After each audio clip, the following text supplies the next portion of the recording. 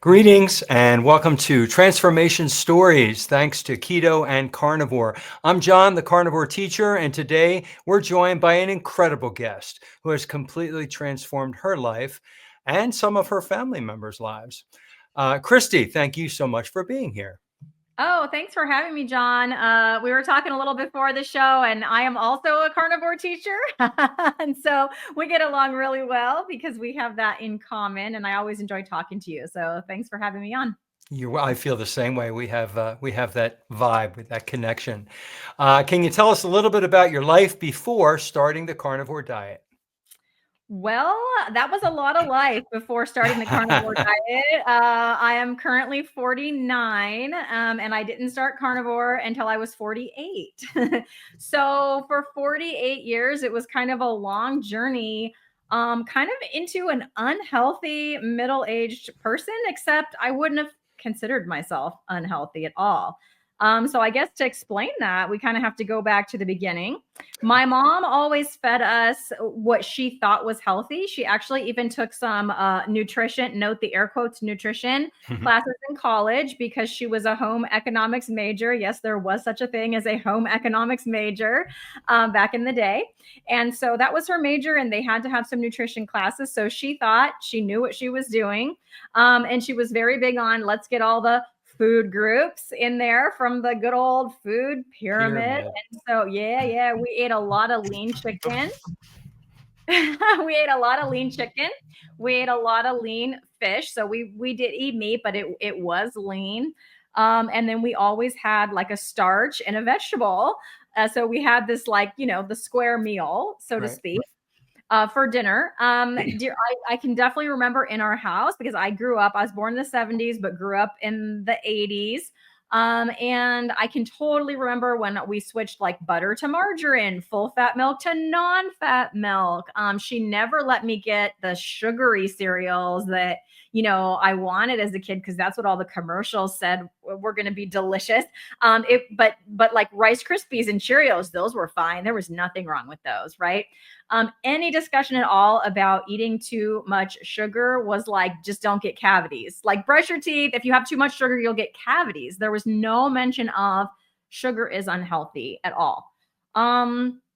And so that's kind of how I grew up in my early childhood days. But then I hit my teenage years and started to get self-conscious, as most of us women will do, especially, like I said, by now it's maybe the early 90s. And it was very like, you can't be too thin. Like the body type that you saw was just like stick figure skinny. And so a lot of us girls, aspired to that. And so I had, watched my dad start to struggle with his weight and talking about, I just got to eat less and move more. Like I can remember him saying that phrase, and he took up jogging at one point, and all this kind of stuff. And so I thought, okay. And so I started just eating less. And at this time, kids that from my era, kids growing up in my era were a lot more, independent from their parents than kids are today. So my mom was not like watching everything I was doing at all. We were just kind of left to our own devices to kind of do our own thing. And not that she was a bad mom, but it was just like she wasn't just in my business. And so I could totally get away with, starting to skip meals. And if she had known I was doing that, I'm very sure she would have told me not to do that. But she had no idea, that that's what I was doing. And I proceeded to keep my weight under control for the next basically, 30 something years until I was 48, off and on with just restricting. But the problem with restricting is you start to get very obsessed with that, or I did anyway. And I have this calorie counter. I thought it was all about counting those calories. Just have self-control. Who cares if you're hungry? You feel a little dizzy? That's all right. That just means it's working. You're not eating, so that, it's working. And so I would constantly be kind of counting my calories. I would always read labels, but I didn't care what the ingredients were. There could be whatever chemicals might be in that food. I would just, how many calories are in this? And that's what I was mostly concerned with. And if it was something that I didn't know, like, a fruit or something, I would go figure out a way to look it up and find it out and how many calories were in that food. And then I would just count calories all day long, all day long. So it's a good thing that, I have kind of a mind for academics, ending up being a teacher. But like probably half my brain power at any time was spent on what I was supposed to be doing. And the other half was like calculating, what did you already eat today? What are you going to eat next? How many calories have you had? Let's recalculate to make sure, like in an OCD like fashion, let's recalculate. And then if I would hit whatever number I would hit, then I would have to beat that the next day. So very, very, very obsessed with calories. And then fast forward, into my college years, and it was more of the same, but I kind of started to hear about Atkins. And that's when I started thinking more about carbs. Let's cut some carbs, but also with calories. I never read the book. Okay. It was just like, eat your bacon. I didn't know about, any kind of processed food. So I for sure bought the Atkins, shakes and that kind of thing, and bars and stuff like that, and try to keep my calories low, but also watch the carbs, don't eat cereal, don't eat, bread, that kind of thing. And again, but basically the same premise, right? Just eat less, but also watch your carbs. So it didn't really change, anything really about what I was doing. I certainly wasn't healthier. Although probably if anyone read the book and did it correctly, it probably was tons healthier. But I for sure wasn't doing that. So my weight would kind of go up and down within about a 10 to 15 pound range, because, eventually you can't just keep restricting forever. And so then I would go to my go-to, junk food, which was, I could go for sweet or salty. I didn't really have a preference. On the sweet end, I could go for the Oreo cookies or the ice cream. On the salty end, popcorn, but like microwave popcorn, not even real whole food popcorn, microwave popcorn with all the chemicals in there, fake butter and all that, and chips, Doritos, that kind of thing. And then, candy bars, all that stuff. And so I would kind of dig into that stuff on a daily basis until my weight would creep back up. So like I said, it was all about weight. If I was on a binge type of situation where I was eating, let's say M&Ms and things like that, I would rationalize with myself, like I could have M&Ms for dinner. M&Ms and a Diet Coke is fine because that bag of M&Ms is this many calories. That's replacing the calories for my dinner, so it all works out. Like I had no idea what nutrition was, what the food should be providing me, even in the terms of energy and stuff. The only thing I thought of was, if I eat this, will it make me fat or will it not make me fat? Or if I eat it, how can I keep from getting fat? Or how far will I have to run to work off what I just ate so that I don't get fat? That was all there was to it. So it was pretty miserable, except I didn't know that I was miserable. And in terms of my outward appearance to the world, everyone probably would have said I was healthy, because my highest weight was maybe 136 pounds and I'm 5'6". And so they would look at me and just think she's healthy, but I wasn't healthy at all. I was super food obsessed.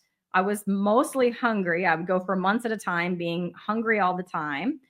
And then, the age 48 came along that I was talking about. And I had put on that 10, 15 pounds again. I thought, okay, well, it's time to take this weight back off. How am I going to do it this time? And I thought, keto, like I've heard of keto, never tried it. Let's give it a shot. But I didn't research it, kind of similar to my Atkins phase. I didn't look anything up. I just started eating cream cheese and, avocados and that kind of stuff. But here's what made the difference. So as during 2020, they sent all of us teachers home and said, teach online and figure it out. Like there was no training how to do that. There was no information about how any of those online components worked. They bought us a few subscriptions to some online website teaching type of things with just basically no training and no schedule and no nothing. And so because of that, I learned what a Facebook group is because I've never been big into social media at all. So I found a Facebook group for, teachers struggling through this situation. And so now I had an idea, these Facebook groups can be helpful and people talk to each other and share resources and things like that. And so I don't know, it wasn't very far into keto, maybe a couple weeks. I thought, well, maybe I could join a keto Facebook group if I can find one. And, maybe there's recipes and stuff. That's kind of the extent of what I was thinking. So I proceeded to find one. I don't even know the name of it. The first one that popped up, when I searched that. And I joined it, and sure enough, recipes would pop up, and then you kind of get sucked into social media, as will happen as you're scrolling through. So I'm reading, I would like read the comments and people kind of sharing their, oh, this, this happened, that happened, I lost this weight or whatever. And in one of those comments, some person mentioned Dr. Barry. And I was like, I don't know who this guy is, but hey, let's check it out. And so I proceeded to search YouTube. I've never watched YouTube, never was on YouTube. Like I said, not a big social media person. Don't even think I really watched, except for maybe in my classroom, I might have watched a YouTube video for this or that. But like personally, probably never even watched a YouTube video all the way through. Just never did it. But I'm like, okay, well, who's this Dr. Barry guy and what does he have to do with keto? So yeah, I went to his channel. He has like hundreds and hundreds and thousands, I don't even know, of videos. And I thought, well, that's a lot of videos, but so how can I, organize this? I didn't know anything about carnivore, didn't see any of his carnivore content. I just saw, oh, like there's a keto playlist.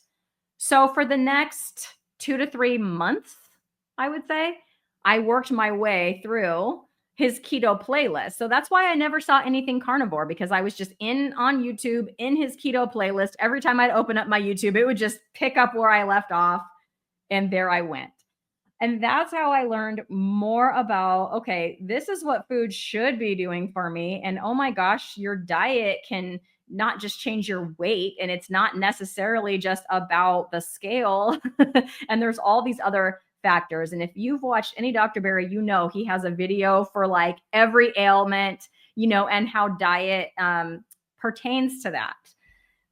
And so it was fascinating to me. And I would even watch the videos because he'll have multiple videos, but it was like I would watch it even if I'd watched a similar video. And sometimes in there, there would be this new twist or this new little nugget. So it just kept me going.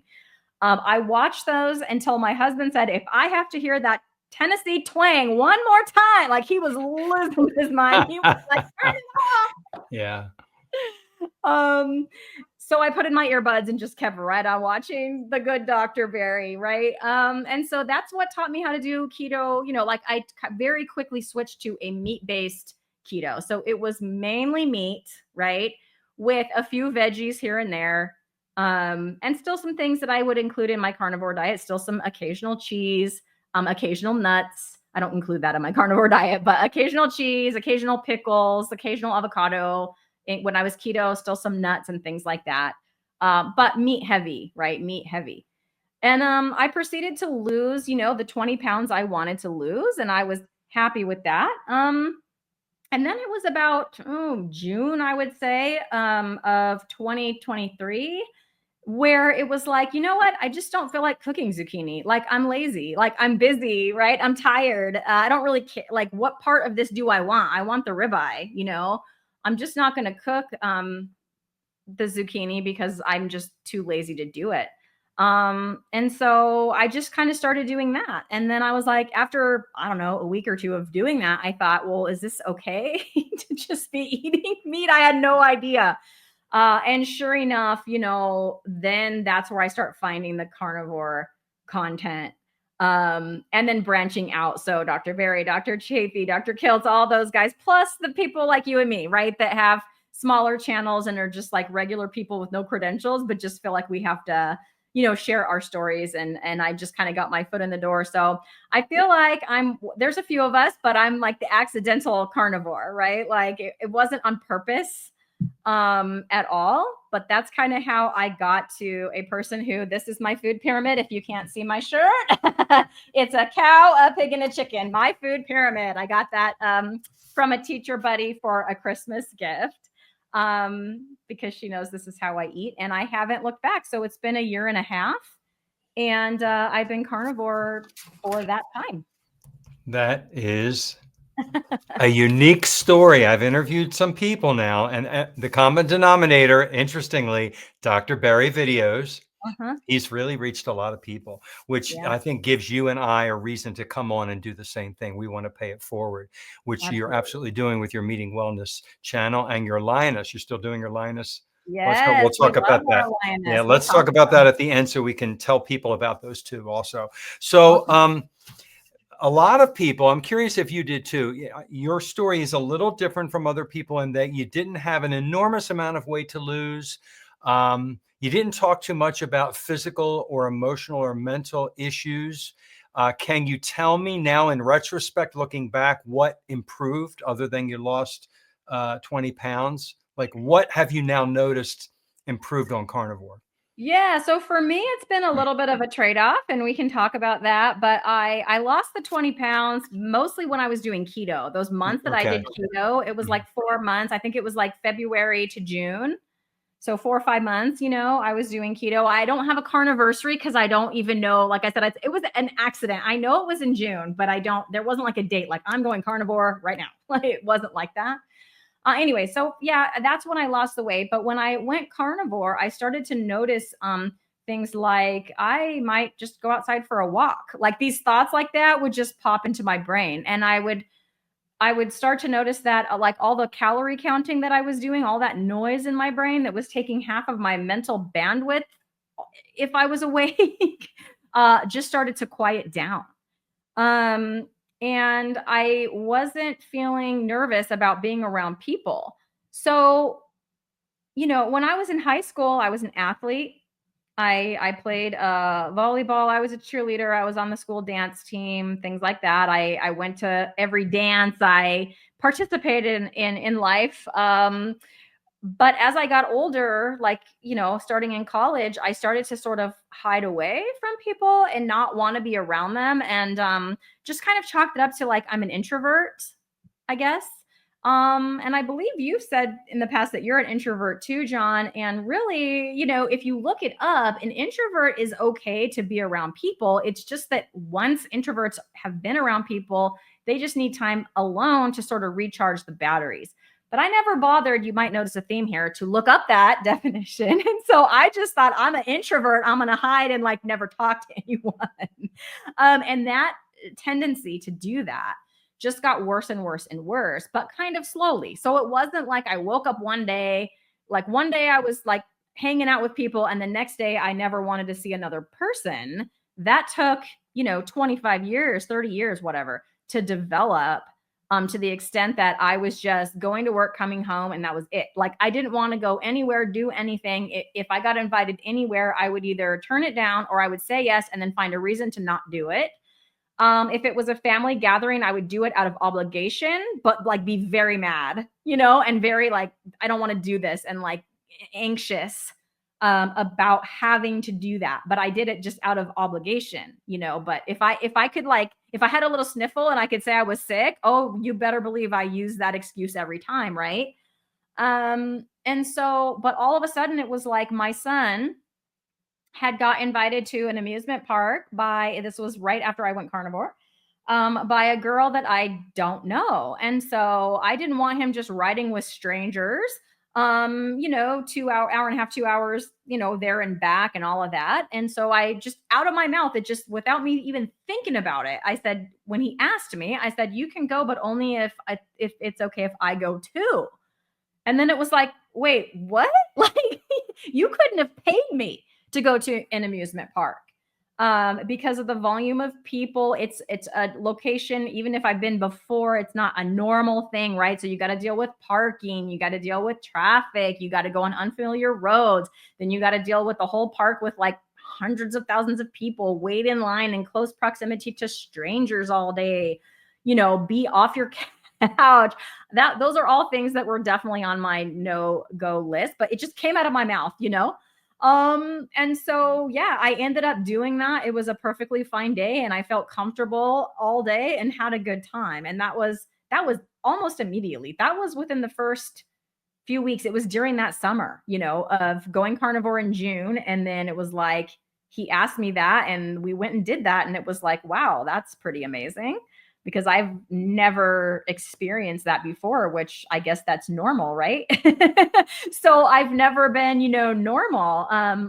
These are the thoughts that were occurring to me, like, oh my gosh, like I had anxiety. Maybe it was social anxiety or whatever, but I would never have said, I have mental health issues. I would have said, I sure don't, if anyone had asked me, right? And so that was one of the very first benefits I noticed. Then the energy started to kick in. So I was always sleepy before going carnivore. I always wanted to take a nap. Now, granted, I was barely eating anything a lot of the time, so maybe that had something to do with it too. And I'm not going to say that I never take naps. I do enjoy a good nap on occasion, but it's not like I'm just not going to make it through the day if I don't get a nap, which is kind of how it used to be. I had the beginnings of probably what was some arthritis in my hand, my right hand specifically, because I'm right-handed. And as a teacher, we do a lot of writing, especially us old school teachers. John, the report cards weren't always online. And those things in my district, they were quadruplicate. We were like pressing really hard and stuff to get them to go through 4 layers of paper. So anyway, and just all the writing on the whiteboard. And it was definitely my right hand would just kind of hurt, and ache. Another, I think, symptom that I had was my voice would hurt. And I don't want to say my throat would hurt, not a sore throat, but because I talk for a living, I would start talking and then my voice would hurt. It would feel like my vocal cords were strained. And that was something that would happen. It started to happen maybe 5 or 8 years ago, to where if by the end of the day, like I would just tell the kids like, okay, this is as loud as I'm going to talk. And it would be very quiet. And if you guys aren't quiet, oh, well, because my voice hurts. And so this is just how it's going to be. And I don't have that anymore. So I don't know if it was inflammation. I don't know, but I'm able to like make it through a day. I don't yell, but you have to elevate your voice. You have to project your voice. Thank you. And so, yeah, that's not a thing that I deal with anymore. My right knee was a problem. Again, I don't know if it was arthritis coming along, but it would swell, off and on. I wasn't able to do exercises like squats or things because it would hurt as soon as I would squat, down, it would hurt. Climbing stairs, sometimes it would bother me. And then my ankles would swell up. So the first time that ankle thing happened was when I was pregnant. Well, pregnancy, that's kind of part of the deal. But then after I was pregnant, it was like, wait, why are my ankles swollen? That's crazy. And they would swell up on a pretty regular basis. And I usually don't, unless my electrolytes are off and the swelling is nowhere near, what it used to be. Often they're not swollen at all. And then if they're swollen now, it's maybe a little bit swollen. And it's usually something to do with my electrolytes. So my sleep has gotten better. So I used to fall asleep quickly and fast, but then wake up, like not be able to stay asleep. That was my thing. And now if I wake up, it might be once, but a lot of times it's none. I can also sleep. Like last night, I slept for 8.5 hours. That was great. Before it would be like, I would just wake up a bunch of times. And then after 5 hours, just get up because I just couldn't sleep. So yeah, my sleep has improved. But the reason I said it was a trade-off is because I've slowly, the pounds have crept back on, but I'm happier. I'm full of more of energy. I'm not overweight. I'm a size 6. I'm about 140 pounds. So, and it's kind of plateaued there. So maybe this is just what my body needs to do for right now. I mostly just eat intuitively. It's nice to go through and like not be hungry. Because I was just hungry for 30, how many years was that? 30 years. I was hungry for 30 years.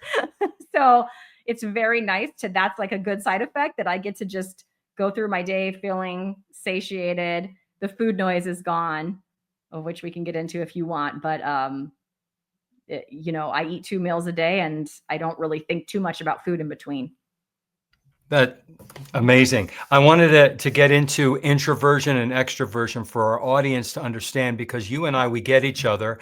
I'm an introvert. I did the, what was the test called? INFJ are my initials. I forget the name of that test, but I'm an introvert, and I learned that we get our energy from within. And when we're around large groups of people, like you said, at the fair, the parking, and the anxiety of being around people, like on an airplane or in a movie theater with strangers next to you, you don't even have to interact with them. Am I right? You feel drained. And Yes. I used to be like that. And when I went carnivore, I noticed I have much more confidence, self-confidence to be around people. I still get drained because I'm an introvert, but not to the extent that it was before. And it sounds like yours is similar. Very interesting that you should, nobody else that I talk to understands this, but you get it. I totally get it. Yeah. It's very nice to be able to feel like, like for example, my mom invited me to go to Arizona in a couple of months because it's this thing. Wants to drive there. She's going to this thing. It's not my thing, it's her thing, but she didn't want to drive by herself. And we'll be there for 4 days. And she's like, can you just go so I don't have to, drive myself and we can go together? And I'm like, sure. Like, like I could just hang out with my mom. It's going to be great. I for sure would have felt guilty, but I would have told her no. It didn't take long at all. I just went and told my husband, like, I'm notifying you right now. It's during my spring break and I'm leaving for 4 days. And I wanted to notify you before I tell my mom yes. And it wasn't even a second thought. It was like, I just checked my calendar. Oh, it's during my spring break. Sweet. Let's go to Arizona. That's cool. Now, after that 4 days, I'll probably take Monday off from work because we're coming home on Sunday. I used to do that. Supposed to go to school the next day. Yeah. You need that recuperation time. Yes. Yeah, you need that Yes. one day. Absolutely. And then I'll be we get each other. And as teachers, as a teacher, we turn it on, don't we? It's almost like we're actors. We have a job to do. We have so much time and I'm doing my job. And then when the bell rings. Yes. So that's doing this YouTube thing. I appreciate when things are scheduled for 4 p.m. my time. Because I come home, I just don't turn off. I come home, I usually eat something. I don't turn off. I don't push the off button until then I do my YouTube thing. And then but when it's scheduled for a little bit later, it's harder for me because I have enough downtime. And then I have to like reboot, right? And come back up to be able to do that. I'm glad you explained that because I always wondered when you would come on at my 7 o'clock. I'm like, how does she do it? She worked all day and she's still got to be. But I get that now. Can you let's switch gears and talk about your son. You talk a lot about your son and how he is now a carnivore or at least ketovore and how much it has changed and helped his ADHD. Oh my gosh. I don't know how detailed you would like me to be about this story, but I cannot be quiet about it. Good. I think part of it is because I'm a teacher, so I see kids every day. And they come to school with ginormous bags of chips, like from Costco, like that's their snack, right? There's maybe one kid that might come with fruit sometimes. I mean, it's crazy the stuff these kids are eating, not to mention the food that the school is feeding them is so horrible. And then because I'm there all day and I'm trying to teach these kids all day, my job, I say, is to teach kids math against their will because there's very few and far between the kid that really likes math. There's a few of them. But most of them, they don't really want to learn it. And it's my job to make sure that they do.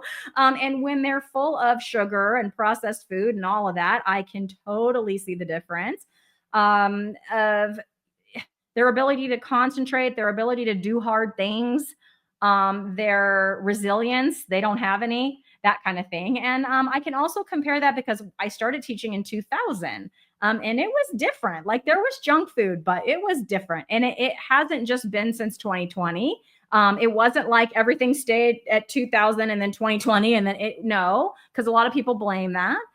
It's not just that. It has been going pretty steadily downhill since about 2008 or so, I would say. As far as the kids' ability to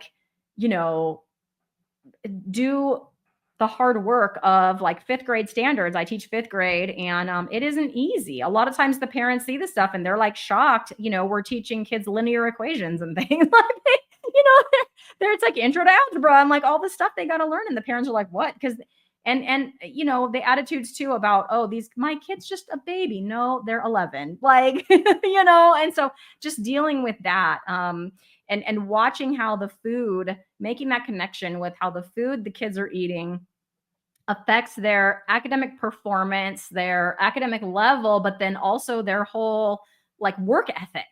is just completely changed, right? And so I have a kid. He's not, he's not in fifth grade. He is a sophomore in high school. And he has really struggled with ADHD. I think since he could talk, honestly, like since he was old enough to walk around, and learned that he is separate from mom, at 2 years old, it has been a wild ride. And of course, back then, and until, last couple years, I didn't know anything about how nutrition could affect, any kind of mental health at all. And so, gosh, we saw these symptoms. He would not be able to take multi-step directions. He would melt down. He had no emotional regulation whatsoever. He could not sit still. He, would do things halfway, if at all. A very hard time if he was asked to write something with a pencil. That was like pulling teeth. It's like you were asking him to climb Mount Everest and do this task that was, nigh impossible for him to do. He was always in trouble because he had no concept of personal space. So like he was always in the other kids' personal bubble and they didn't like it. And then it would escalate to something. And then my son would always be the one that, the other kid might have even started it. And many times the other kid did start it, but like his response was always escalated from whatever they did. So he was the one in trouble, that kind of thing. And if any, especially, authority figure pushed the issue, tried to get him to comply, do whatever it was that he was supposed to do, he would lose it, like completely lose it, just physically, and emotionally lose it. And so, some kids will do that internally. They'll like shut down internally like this. No, his was all external, like for the world to see. And so it also, if he got overstimulated, like there was one time we were at Legoland, he had a major meltdown and broke my glasses because he was so mad about something that happened at Lego. Like we're supposed to be having fun. And it was like he had just got overstimulated and he just lost his mind. So I want to start by explaining the difference between a tantrum and a meltdown, because some people don't know the difference. And, just because if you're not around kids that have these things, a meltdown might look like a tantrum. And then you think, oh, well, like what a brat. This parent just needs to parent this out of them. Right.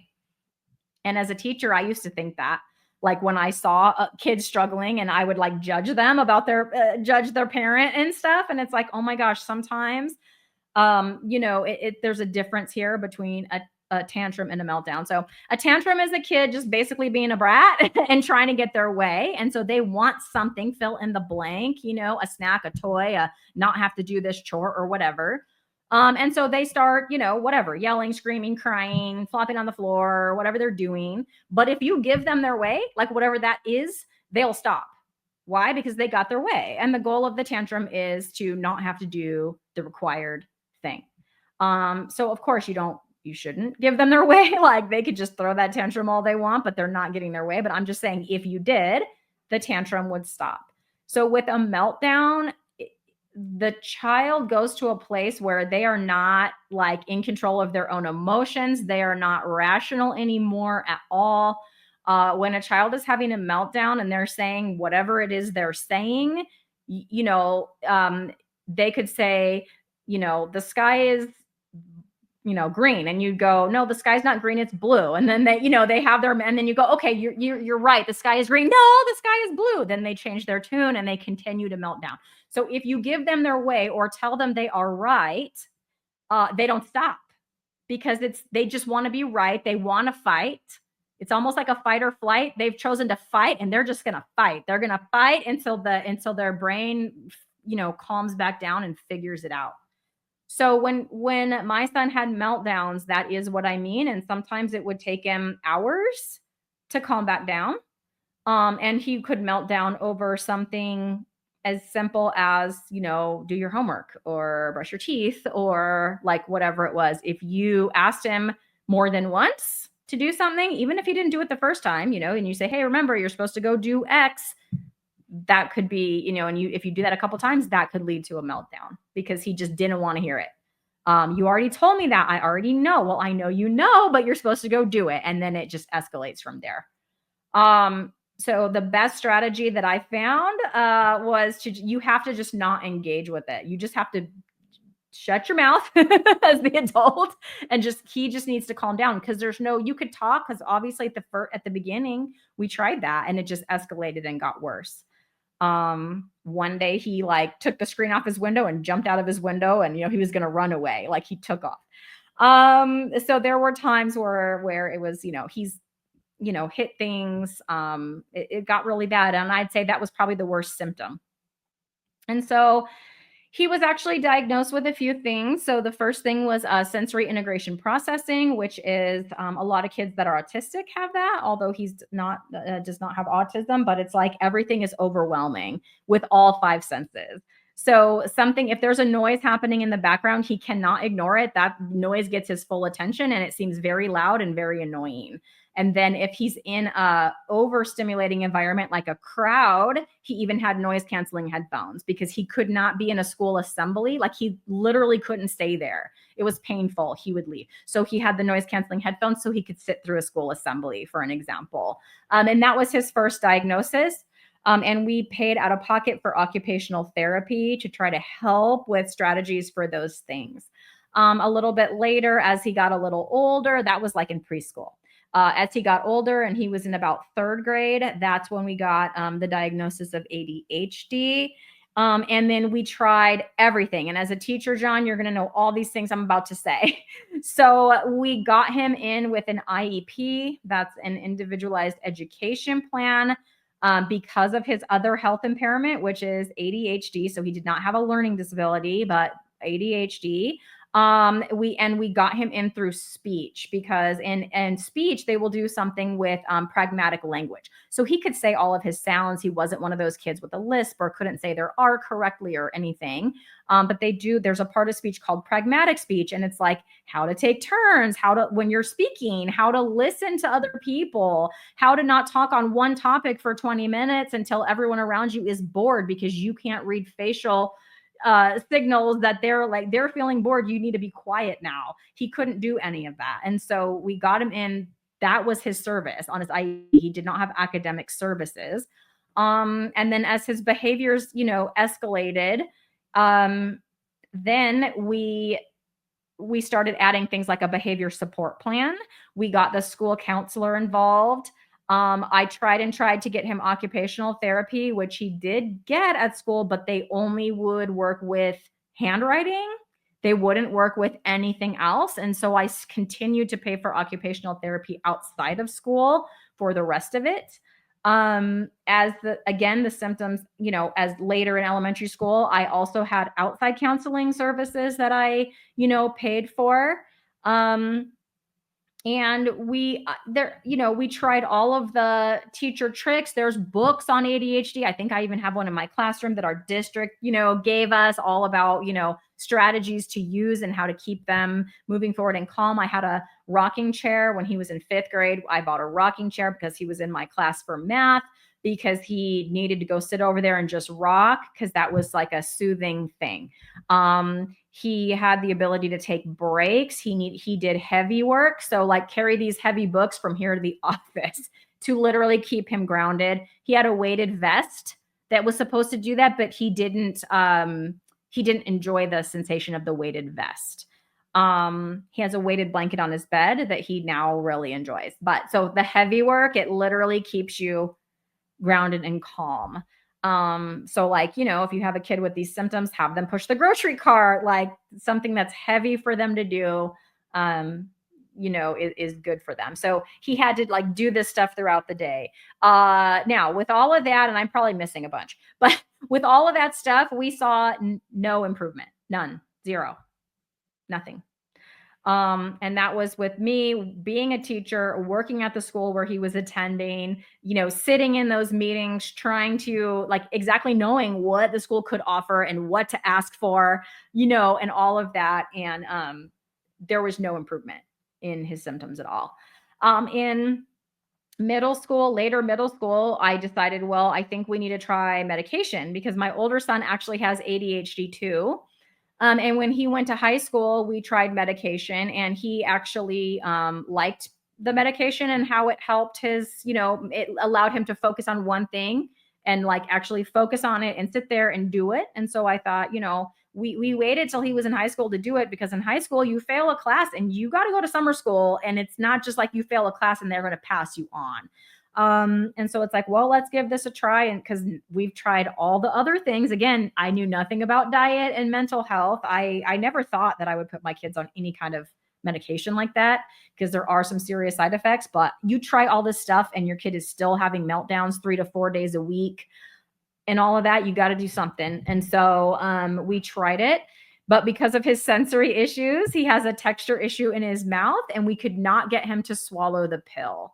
So I tried and tried and tried for a while. I thought he was taking it, but he wasn't taking it. He was hiding it. And so at one point I found his stash of like the hidden pills that he hadn't taken. So then I proceeded to battle the insurance company to get him something that was like a liquid or a powder or, something that he could do. And they were like, nope, he has to try all of these pills first. I'm like, those are all pills. You're not listening. And I'm like, my kid is not a science experiment. I'm not going to put him on 7 different ADHD drugs just for him to try. No, I'm not going to do that. Eventually, I don't know if it was new or his pediatrician just thought of it, but there is one that although it comes in a pill, it's a capsule and there's powder inside, and it is safe to open that capsule and put the powder. You can do it that way into something, right? So we did that, and he did. That's the first time. It took like 18 months, I think, of like trying to get him to swallow pills, fighting with the insurance company. We finally got this one with this powder, and I would put it like in his yogurt or something in the morning.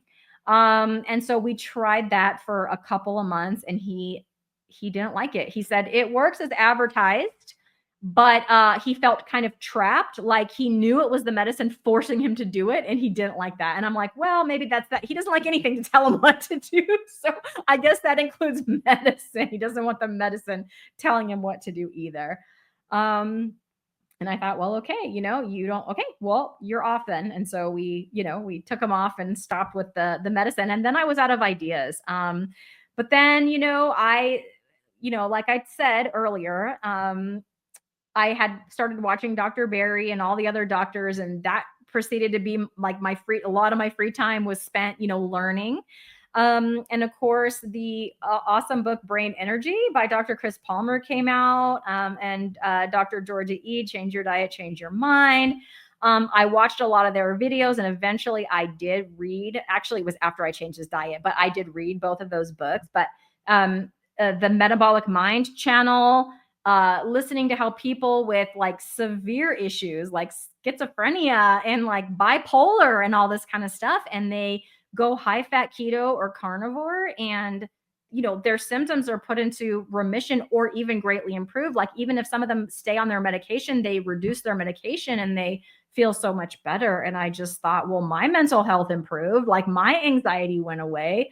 I bet if I put my kid on a high fat keto diet, maybe he would try it, but at this point he's 15 and he's used to his pizza, and he was eating school lunches because they're free, and school breakfast because they're free, and they would give him chocolate muffins and he liked those, and so he was totally, standard American with an emphasis on anything that didn't have too much texture because of his, that's improved somewhat, but he still is kind of sensitive with what he can eat or not.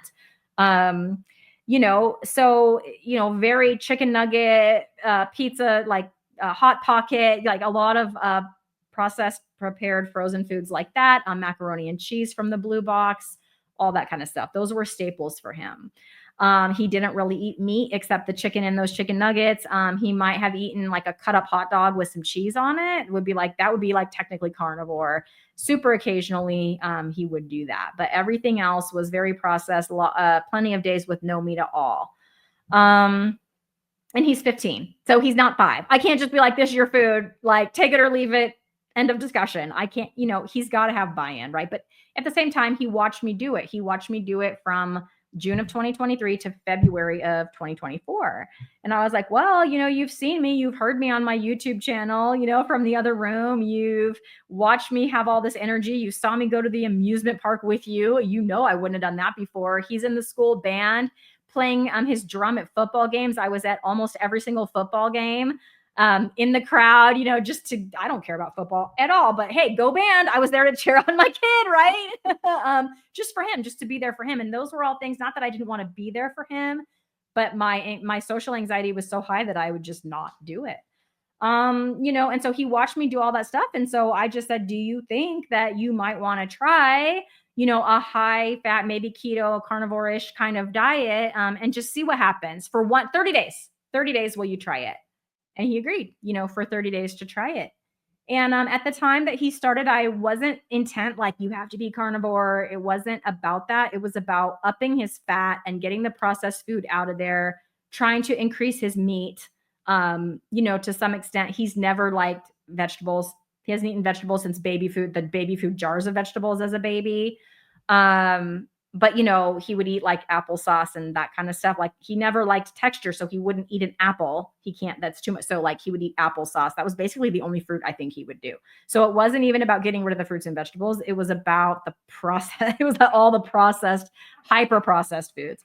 And trying to increase his meat and his, and his fat. And so he agreed to do it for 30 days and, just see what happens. And so I was like, okay, let's do this.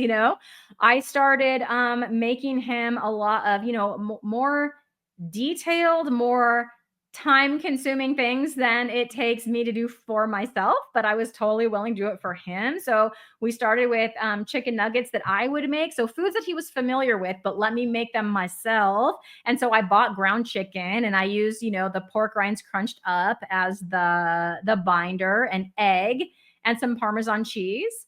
Right. And I made him, chicken nuggets with that, and he liked them. Hooray. That was a big win. So yeah, so I started to make him food. I don't put that much effort into my food. I just cook a steak or picanha. It's very quick. But for him, I'm like, let's make you foods that you're comfortable with, you're already familiar with. I'm not going to just give you a ribeye because that wouldn't have been successful. So I started making things like chicken nuggets, but I bought my own ground chicken. That was just chicken. I put in like the pork rind crumbs, like the pork panko for the binder. I used egg and a little Parmesan cheese. And made chicken nuggets out of those. Not only did he like them, but my older son too, who still basically eats, standard American, but like he liked those, he'll eat those. And then we found these like ketovore pizza pockets. So it's just like a slice of mozzarella cheese, some pepperoni and sausage, and a little scoop of the low carb marinara sauce, and then another slice of cheese. Put them in the oven, and it just kind of bakes itself together into a little pocket. He still eats those, but now he makes them for himself. Meatloaf was something he would definitely do. Because, it's not like a big steak. It's still soft and kind of easy. Doesn't feel like a bunch in your mouth. And then he started liking, like slow cooked meats, like chuck roast. And chuck roast is still one of his favorites. There's one in there for him right now when he comes home, but he is definitely eating way less of those prepared foods now. I haven't made a chicken nugget or chicken tender or anything like that in months.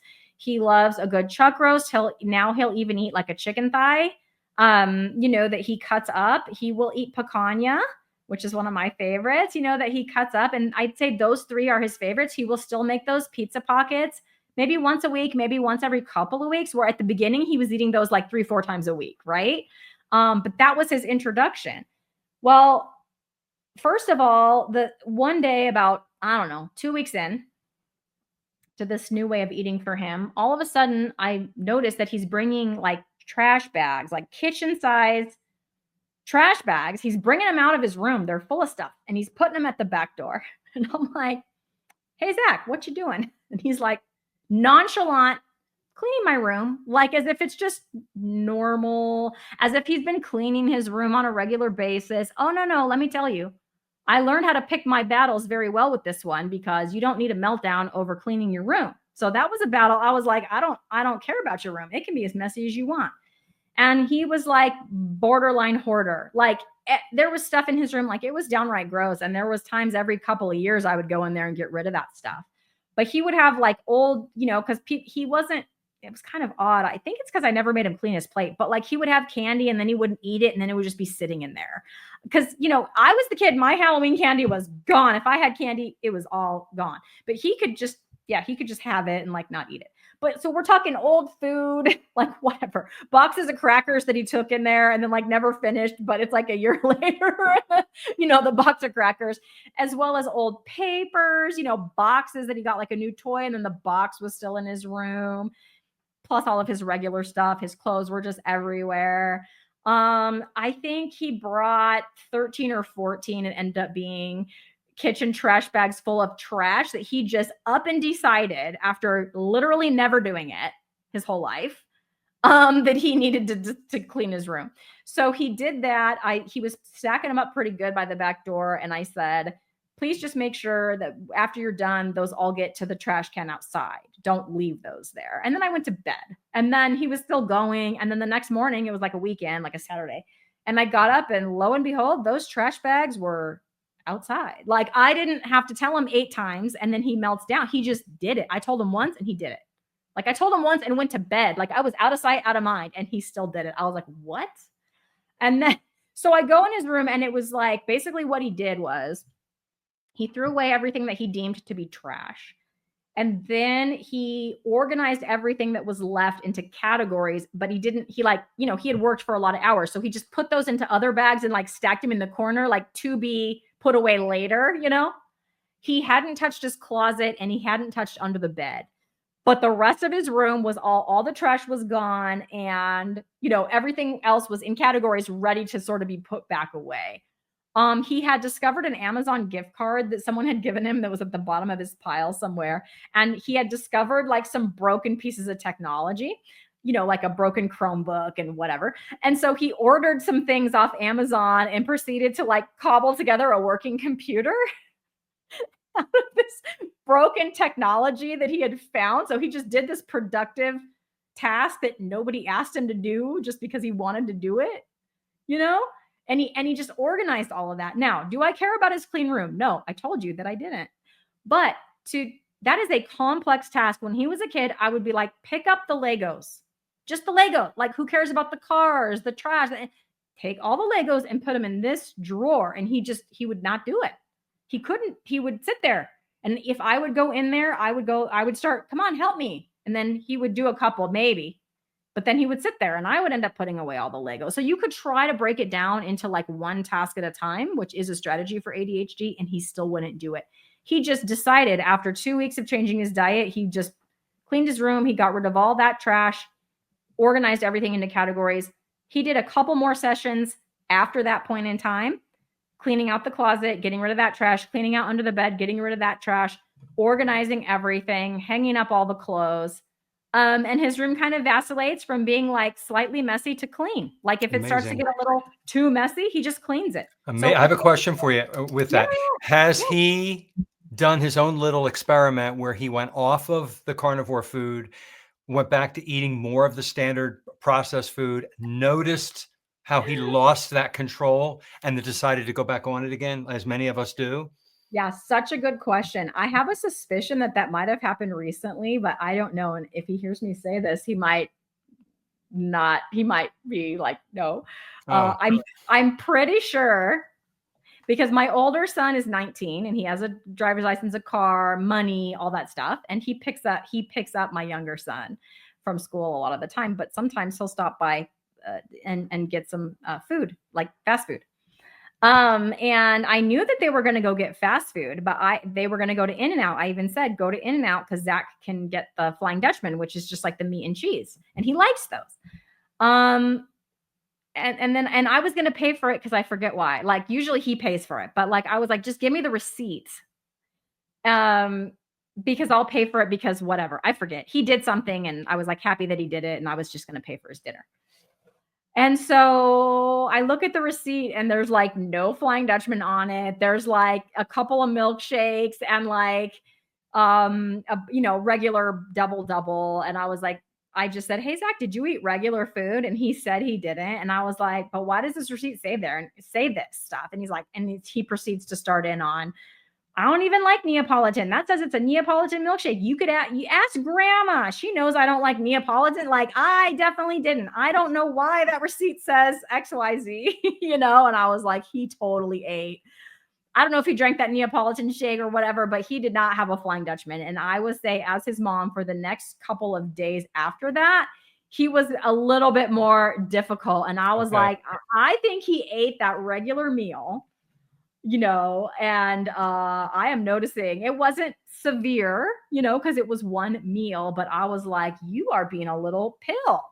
I mean, you haven't done that, Has he expressed to you how much better he feels and how much more in control of his life he feels now that he's eating properly? Has he said it verbally? Has he acknowledged it? Yes. He's a teenage boy, so he's very like nonchalant about like he's too cool for everything. So he doesn't like to go into detail. And if you ask him like, so how, because I would ask him at the beginning and he would like be like, what do you mean? Like annoyed that I'm talking to him. What do you mean? Like, why are you asking me that? And I'm like, well, I'm trying to get a sense for like if this is working for you, right?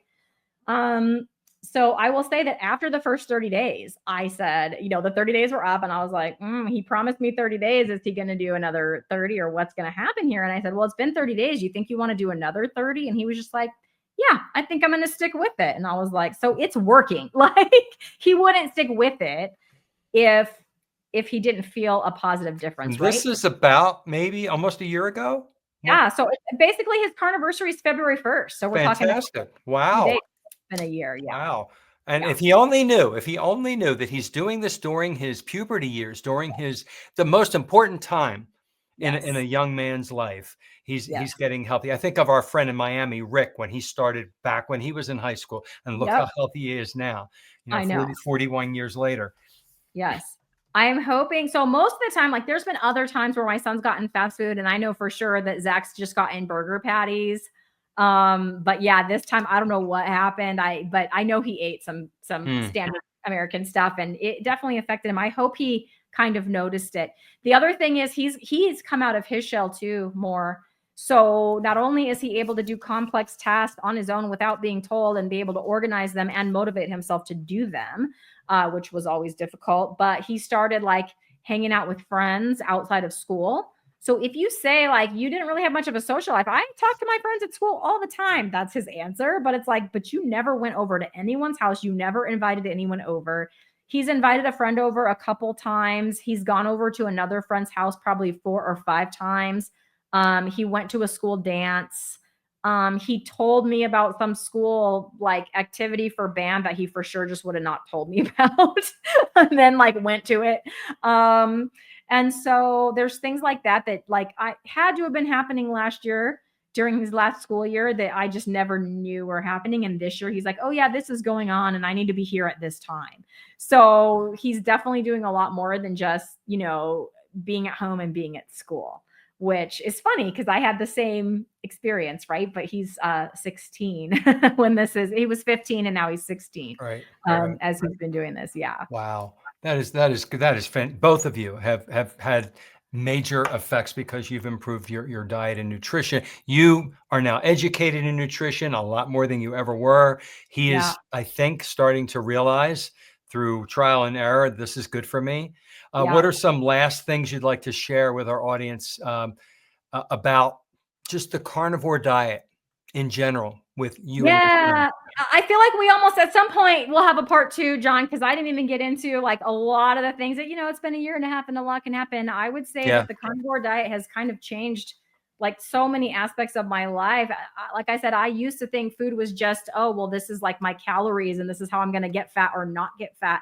Now it's all the way to like, I changed my doctor because I had a doctor that was telling me about my cholesterol and she wouldn't talk to me about anything else unless I fixed that. And I fired my doctor. First of all, I would never have the gumption to stand up to a doctor. Like I would listen to now I'm just like, you know what? We're not able to see, even come to, I would be happy to like, we can agree to disagree. Like we couldn't even come to that. And I was like, bye-bye, and got a different doctor. And that has been an amazing experience. So there's just been so many things. So I would say if you are on the fence about trying a keto, meat-based keto or carnivore diet, give it a try.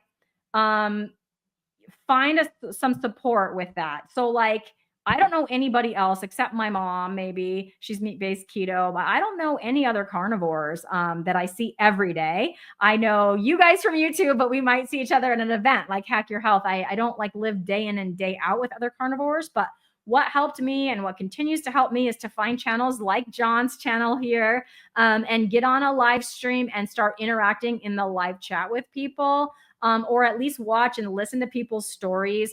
The doctors are amazing, but to me, it's also like the everyday experiences, because we all have struggles and challenges. Everybody is different.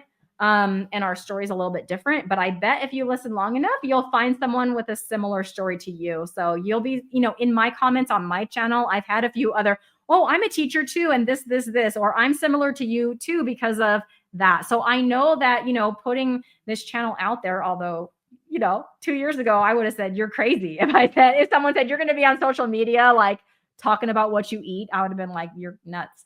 But yeah, here I am. And I know that it's definitely, helping people. I feel like I found my little, my little tribe, my little community, and I just love it here. So I would definitely encourage you to, if you're going to try it.